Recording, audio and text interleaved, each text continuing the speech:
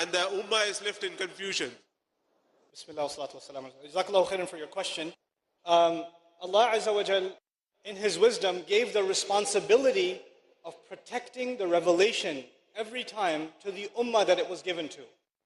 So it was the responsibility of Banu Israel to protect the word of Allah. It's not that Allah didn't protect it, but Allah charged human beings with the responsibility.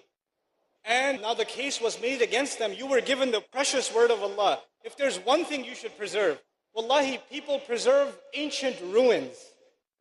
People preserve the historical artifacts from their ancestors. There are temples that are thousands of years old. There are poems and parchments that are preserved. And yet, look at the work of shaitan. He took the word of Allah and he convinced the people who believed in the word of Allah to be able to change that word, right? So that was a failure of those people.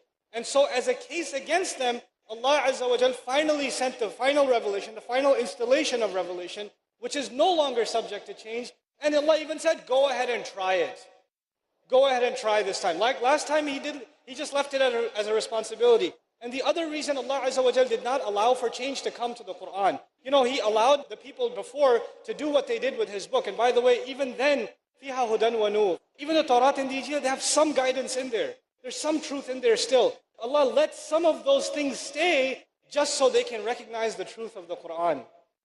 Just so they can do that, So it's just enough that they can, if they're true to the Bible, then they will just come to the Quran.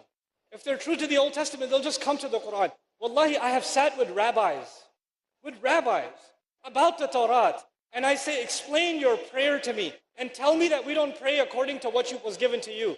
And they will, in private settings, they will tell you it's the same. In private